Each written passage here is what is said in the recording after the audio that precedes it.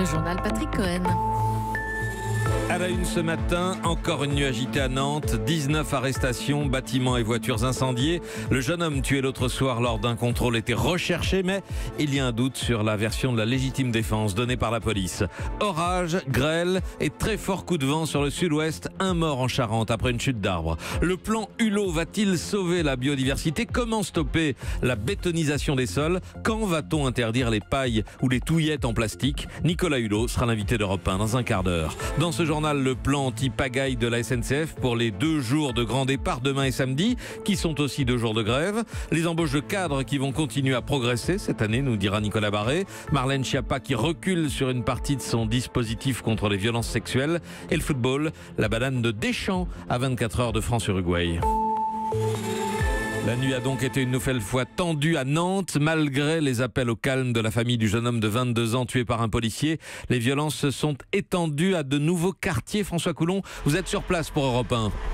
Oui, 3 fois plus de quartiers touchés avec de nouveaux incendies de bâtiments publics très spectaculaires. La maison de quartier des Haubans à Malakoff, où je me trouve, est en grande partie calcinée. Une pharmacie a été entièrement détruite et des affrontements très violents ont opposé entre minuit et 3 heures du matin une centaine de jeunes encagoulés aux forces de l'ordre. Certains étaient armés de barres de fer, parmi eux des militants de l'ultra-gauche. Nous l'avons noté sur le terrain. Une balle de 22 longs rifles a touché le casque d'un policier qui n'a pas été blessé. Au total, 19 personnes ont été placées en garde à vue. Parmi elles figurent 4 mineurs. Autre bilan, plus lourd que la veille, lui aussi, une quarantaine de véhicules incendiés sur les trottoirs. La colère de Nantais qui n'en peuvent plus, comme Didier. C'est honteux de voir ça. C'est malheureux parce que qui c'est qui va payer tout ça encore? C'est toujours les mêmes. C'est pas normal. Il est temps de réagir à tout ça. Voilà, une marche blanche se déroulera à partir de 18h dans le quartier du Breil où le jeune Aboubacar a trouvé la mort. Merci François Coulon en direct de Nantes pour Europe 1. Alors sur les faits qui ont déclenché ces violences, bavure ou légitime défense, les versions des témoins et des policiers divergent. Arnaud Bernard, secrétaire départemental du syndicat de police Alliance. On ne peut pas se mettre forcément à la place du collègue qui a fait usage de son arme. Maintenant, s'il a ressenti, lui, un réel danger pour ou les enfants ou ses collègues, il a fait usage de son arme et ça se finit malheureusement par le décès d'une personne. Beaucoup d'habitants sur place parlent de bavure. Donc je pense qu'avant de parler de bavure, on va laisser l'enquête se dérouler. Il semblerait que la légitime défense soit dans un premier temps retenue. Techniquement, tirer dans un pneu de voiture, ça n'a jamais arrêté un véhicule. Tirer dans un moteur, ça n'a jamais non plus arrêté un véhicule. Donc voilà, après la décision qui a été prise de faire feu sur l'individu, délibérément, on ne nous apprend pas à tirer dans une carotide ou dans le visage. On nous apprend à neutraliser les individus si c'est strictement nécessaire. Et le procureur de la République de Nantes parle d'une affaire particulièrement grave. Il promet une enquête approfondie. Il s'exprimera de nouveau aujourd'hui, sans doute pour livrer ses premières conclusions. Information Europe 1, Jawad Ben Daoud, le logeur des terroristes du 13 novembre, a été arrêté et placé en garde à vue. Hier, il avait insulté des policiers en filmant la scène avec son téléphone. Lors de son arrestation, il aurait encouragé les jeunes présents à le libérer. Il avait sur lui quelques grammes de cannabis. Europe 1, 8h03. Soudain, la nuit en plein jour, un ciel noir hier après-midi dans plusieurs départements du sud-ouest et à Bordeaux, des bourrasques de plus de 100 km/h qui ont déraciné des arbres, des trompes d'eau et ici et là, de la grêle. Quelques 800 maisons endommagées en Charente, notamment dans la commune de Saint-Sornin, l'une des plus touchées, du côté de la Rochefoucauld. Témoignage recueilli par notre correspondant Stéphane Place. Ça a tout explosé. Moi, je suis monté sur la toiture. Les impacts ont dû durer 15 minutes à peu près. On a l'impression que même presque un rouleau compacteur est passé sur les toits. Ça va faire 6 ans que j'habite ici, mais au fur et à mesure, on a rénové. Là, c'était vraiment quasiment fini. Il nous restait juste quelques petites peintures à refaire pour être vraiment impeccable. Mais ouais, là, c'est même les intérieurs, il y a eu des écoulements, tout ça. Boum, boum, boum. C'est la catastrophe, des gros grêlons comme une balle de tennis, milieu d'après-midi. La voiture, vous veniez de... Ouais, juste de l'acheter, elle a 1 semaine aujourd'hui et elle est explosée. Les 2 pare-brises, la carrosserie, les phares, tout. On le voit à la télé depuis quelques semaines que ça arrive chez les autres, mais on pense pas que ça arriverait chez soi, quoi. Gros dégâts donc à Saint-Sornin, en Charente. Plusieurs milliers de foyers privés de courant dans la région. Et trafic SNCF interrompu hier entre Bordeaux et Arcachon pour cause de chute d'arbres sur la voie, de même que vers Pierre Dax et le Pays Basque. Retour à la normale ce matin. La SNCF qui se prépare à l'un de ses plus grands défis, accueillir demain et samedi environ 1 million de voyageurs, les emmener dans ses trains, avec 2 syndicats, CGT et Sud, qui appellent à la grève pour ces 2 jours. Du coup, la compagnie a décidé de mettre le paquet pour faire rouler tous les trains des vacances et éviter la pagaille. Aurélien Fleureau. Faire rouler des trains un jour de grève, ça commence à devenir une routine pour la SNCF, mais là ce n'est évidemment pas un week-end comme un autre, puisque le défi ce sera de transporter plus d'1 million de voyageurs. Alors comme depuis 3 mois, tous les matins, une réunion de 2 heures se tient à 8h15 précise dans le bureau de Guillaume Pépi pour étudier le plan de transport. Pour ce week-end, la SNCF promet des trains garantis vers les destinations vacances, vers le sud-est, vers l'ouest, où plus de 80% de TGV seront en circulation, et ce sera même 100% vers Marseille, Nice et Montpellier, ainsi que vers Noirmoutier pour le départ du Tour de France. Ce sera en revanche un peu plus compliqué sur les intercités, avec environ 60% des trains assurés. Ces 2 jours de mobilisation seront-ils une sorte de baroud d'honneur pour la CGT Cheminot et Sudrail ? Selon les premiers chiffres, le taux de grévistes serait à nouveau en baisse, et dans l'entourage de la direction, on table sur des mouvements de grève limités pour cet été. Aurélien Fleureau. L'économie, c'est ce qui fait la une de votre journal Les Échos ce matin, Nicolas Barret. Les embauches de cadres vont continuer à augmenter cette année. Et les entreprises vont recruter 251 000 cadres cette année. Selon les calculs de l'Association pour l'emploi des cadres, un chiffre en hausse de 4,5%. Alors, l'an dernier, les recrutements de cadres avaient littéralement explosé. En hausse de 10%, on revient à un rythme plus raisonnable, mais néanmoins élevé. Le marché de l'emploi a complètement changé pour les cadres.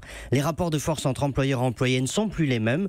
Tant que l'économie tournait au ralenti, ce qui était le cas jusqu'en 2016, eh bien, le premier motif d'embauche de cadres dans les entreprises, de loin, c'était juste de remplacer quelqu'un qui part à la retraite, et les employeurs avaient l'embarras du choix. Et ça n'est plus le cas ? Eh bien non, aujourd'hui, les spécialités les plus demandées, ingénieurs, informatique, R&D, télécom, conseil, ce sont les cadres dans ces spécialités qui font leur marché. Ils n'hésitent pas à changer de job pour gagner plus. Les 2/3 des entreprises disent avoir des difficultés à recruter. On en rencontre aussi de plus en plus qui doivent renoncer à des commandes faute de personnel. Et puis cette tension sur le marché des cadres est excellente aussi pour les jeunes diplômés, car les employeurs n'exigent plus autant d'expérience de leurs nouvelles recrues. Nicolas Barret, directeur de la rédaction des Échos, merci. Un constat alarmant sur la sécurité de nos centrales nucléaires. Rapport parlementaire rendu ce matin qui pointe un recours excessif à la sous-traitance des installations vieillissantes et met en garde contre les conséquences catastrophiques du moindre incident pour des millions de personnes. La lutte contre les violences sexuelles, la discussion parlementaire se poursuit et la secrétaire d'État Marlène Schiappa a dû reculer en retirant de son texte une disposition contestée. Ève Roger. À l'origine, l'idée de départ est partie d'un constat simple. C'est souvent très difficile pour la justice d'établir qu'il y a eu viol, et encore plus quand il s'agit d'un majeur sur une mineure. Ce n'est pas évident. Alors plutôt que d'acquitter un violeur faute de preuves ou de le condamner à une simple atteinte sexuelle, le gouvernement a décidé de créer un nouveau délit, l'atteinte sexuelle avec pénétration, avec 2 avantages. D'abord, plus besoin de prouver le viol. Ensuite, une condamnation lourde, 10 ans de prison. Sauf que des féministes, des juristes, des spécialistes de la protection de l'enfance sont montés au créneau car ils ont eu le sentiment que la nouvelle loi banalisait le viol en quelque sorte, le décriminalisait, ont-ils dit. Et c'est vrai, l'atteinte sexuelle avec pénétration n'est plus un crime passible de 20 ans de prison, jugé par une cour d'assises avec toute la solennité qui va avec, mais un délit jugé par un tribunal correctionnel, parfois en quelques heures seulement. Et pour les opposants, ce changement est devenu intolérable. Marlène Schiappa et Nicole Belloubet ont compris le message, et face au tollé, on finit par reculer. Ève Roger. Dans un instant la suite, les sports, les Bleus et Deschamps à J-1 du match contre l'Uruguay et le Tour de France avec l'arrivée de Froome. Et puis juste après, Nicolas Hulot, notre invité à 8h15. Europe 1. 8h10, la suite du journal, Patrick Cohen. Pas de frime pour Froome, on parle du Tour de France qui va partir samedi de Noirmoutier. Les équipes viennent d'arriver en Vendée. Première apparition de Chris Froome, quadruple vainqueur du Tour qui a fait l'objet d'un contrôle anormal au salbutamol il y a 10 mois mais qui vient d'être repêché par l'Agence mondiale antidopage et la Fédération internationale. Murmure du coup sur le peloton. Axel May. Face au micro, les coureurs ne s'étendent pas sur le cas Froome mais répondent comme l'ancien champion de France Arthur Vichot. Bah oui, voilà, c'est la vérité, hein. C'est pas mes affaires. Pourtant, plus d'un coureur a mal vécu l'affaire Froome, mais que son contrôle anormal à la ventoline soit finalement jugé normal interpelle. Marc Madiot, manager de la formation Groupama FDJ, en veut à l'AMA, l'Agence mondiale antidopage. Moi, j'ai eu une éducation catholique. On est confronté à la foi. Et là, avec le dernier épisode où, quand la dose est 2000 et qu'il y a quelqu'un qui est prélevé avec 2000, on nous dit qu'il n'y a pas de problème. Alors moi, j'ai plus de doute sur ma foi. Je ne crois plus en Lama. Alors, fallait-il que le quadruple vainqueur du Tour de France soit quand même au départ? Cédric Vasseur est le manager de l'équipe Cofidis. Pour l'image du Tour, c'est vrai que sa présence est gênante. Après, j'imagine qu'aujourd'hui, Lama n'a pas blanchi Froome sur la base de rien du tout. Les organisateurs du Tour pourront tester l'accueil du public lors de la présentation officielle des équipes à La Roche-sur-Yon. Froome et Lascais sont attendus un peu avant 20h. Axel May sur le Tour de France. Le mondial avant d'aller en Russie où les Bleus font route aujourd'hui vers Nijni Novgorod au nord de Moscou. Se jouera leur match des quarts de finale face à l'Uruguay.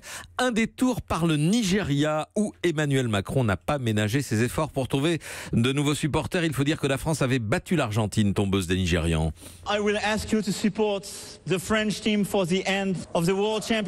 Je viens vous demander de supporter l'équipe de France pour la fin de cette Coupe du Monde.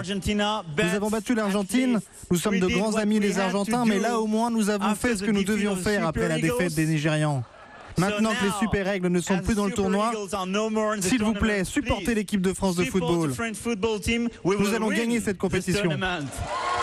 Emmanuel Macron au Nigeria, propos recueillis par Maxence Lambrec. Si l'enjeu de ce France-Uruguay est énorme pour les joueurs, le coach Didier Deschamps, lui, n'a jamais semblé aussi serein. Simon Rubin. On n'a jamais vu Didier Deschamps aussi serein qu'à la veille du 8e de finale contre l'Argentine. Contre toute attente, il était ce jour-là souriant, blagueur. Et c'est le paradoxe Deschamps. Plus la pression monte et plus il est heureux. Guy Stéphane est son adjoint chez les Bleus après l'avoir assisté à Marseille. Et il confirme, le patron des Bleus a appris avec le temps à gérer ces grands moments de stress. Depuis 9 ans, il a gagné en sérénité.